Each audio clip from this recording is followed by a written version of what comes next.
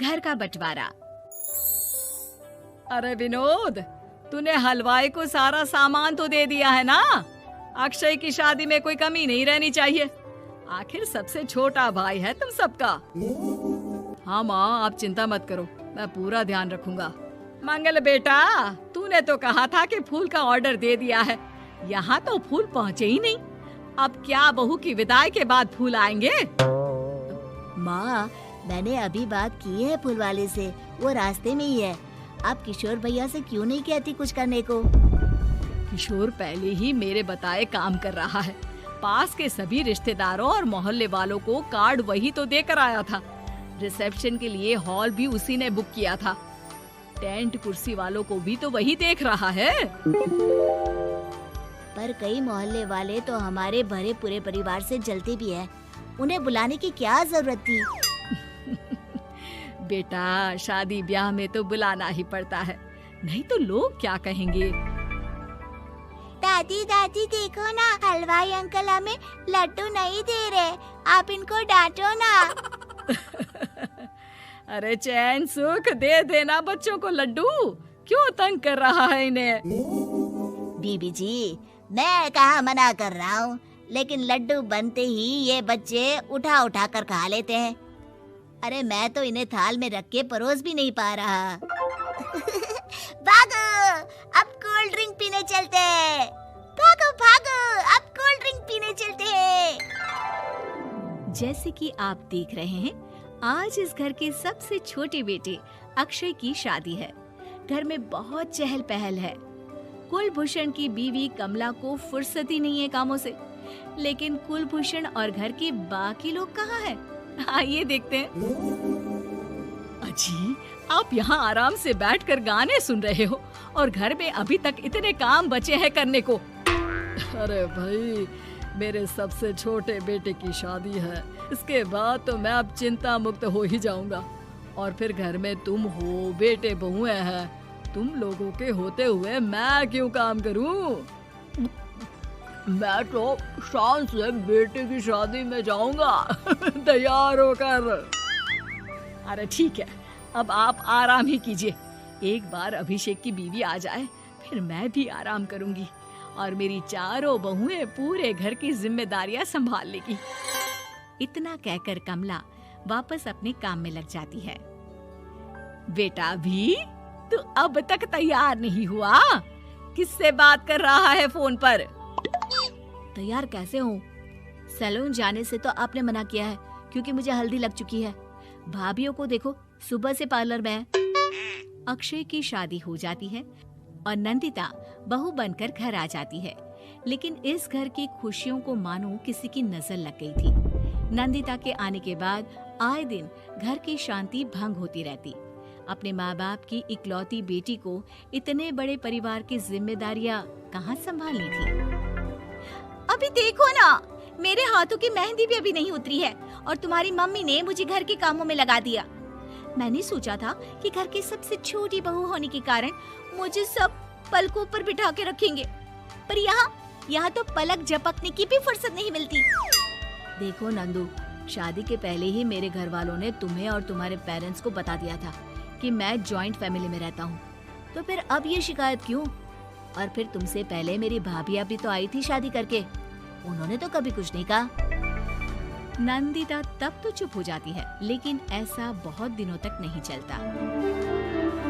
अरे नंदिता, माँ बाबूजी की दवाई का टाइम हो गया है, उन्हें दवाई दिलाओ और उसके बाद सबके लिए नाश्ता बना देना। पर भाभी, मैं तो अभी अपना फेवरेट सीरियल देख रही हूँ, प्लीज मेरी जगह आप कर लो ना ये काम।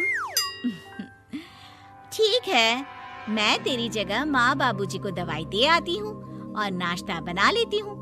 तू मेरी जगह पूरे घर की डस्टिंग करके 5 बच्चों को स्कूल के लिए तैयार करके भेज देना और दोपहर का खाना बनाने के बाद कपड़े धोकर सुखा देना। उसके बाद हम दोनों मिलकर बाजार जाकर सब्जी ले आएंगे, फिर डिनर की तैयारी कर लेंगे और उसके बाद बस भाभी, मैं माँ बाबूजी को दवाई देकर सबके लिए नाश्ता बना देती हूँ। हे भगवान, ये कहाँ लाकर फंसा दिया मुझे। मेरे घर में तो गिनती की 8 रोटियाँ और 2 सब्जी बनती थी और नाश्ता निपट जाता था, यहाँ तो रोटियों का ढेर और सब्जियाँ बड़े बड़े पतीलों में बनानी पड़ती है। नाश्ता बनते बनते लंच का टाइम हो जाता है और लंच बनते बनते डिनर का। अभी मुझ में तुम्हारे पूरे परिवार का नखरा उठाने की और ताकत नहीं बची। मैं ऐसे नहीं रह सकती। अरे तो क्या चाहती हो तुम? मुझे अलग रहना है बस। तो ठीक है, हम कल ही शिफ्ट हो जाएंगे किराए के घर में। इतना बड़ा घर होते हुए हम किराए पे क्यों रहेंगे? ना जी ना, घर में ही दीवार खड़ी करो अपने हिस्से के आगे। घर के साथ साथ घर की खुशियों में भी दीवार खींच जाती है। ऐसे ही कई महीने बीत जाते हैं और नंदिता माँ बन जाती है। बच्चे के आने से अभिषेक के कंधों पर खर्चों का बोझ आ पड़ता है। अभिषेक का बोझ कम करने के लिए नंदिता भी पार्ट टाइम जॉब कर लेती है, लेकिन इससे उसके सर पर नौकरी, घर और बच्चे की जिम्मेदारी बढ़ जाती है। नंदिता, ये क्या है?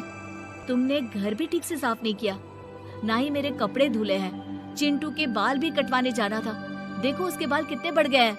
अरे करती क्या हो पूरा दिन तुम? मैं करती क्या हूँ? तुम्हारा नाश्ता और लंच बनाने के बाद चिंटू को डे केयर सेंटर पर छोड़ कर आती हूँ, फिर खुद ऑफिस जाती हूँ। पूरा दिन काम करके आने के बाद बिना आराम किए बाजार से सब्जियाँ लेकर आती हूँ, घर आकर खाना बनाती हूँ, चिंटू को देखती हूँ और क्या करूँ मैं? तो किसने कहा था अपने सर पर इतने काम लेने को? मत जाओ ऑफिस। ऑफिस जाए बिना घर के खर्चे कहाँ से पूरे होंगे? चिंटू की डे केयर का खर्च, उसके लिए बेबी फूड का खर्च, प्रेस वाले का खर्च, ये सब तुम्हारी सैलरी से होता नहीं है। अगर परिवार से अलग नहीं होती तो इतनी मुसीबतें नहीं उठानी पड़ती तुम्हें परिवार के साथ मिलकर काम करने में दिक्कत थी, लेकिन काम तो अब भी बहुत है तुम्हारे सर पर। चिंटू को भी डे केयर भेजने की जरूरत नहीं पड़ती।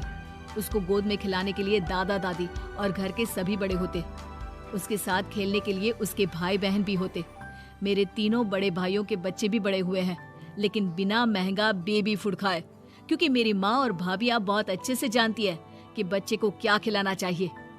बिजली के बिल जैसे खर्चे भी सब मिलकर बांट लेते थे, लेकिन तुम्हें तो सबसे अलग रहने में ही मजा आता है, तो अब शिकायत क्यों करती हो? बस करो अभिषेक, बस करो। मैं मानती हूँ कि मैं गलत थी। मेरे एक गलत फैसले ने हमें बिल्कुल अकेला कर दिया है सबसे।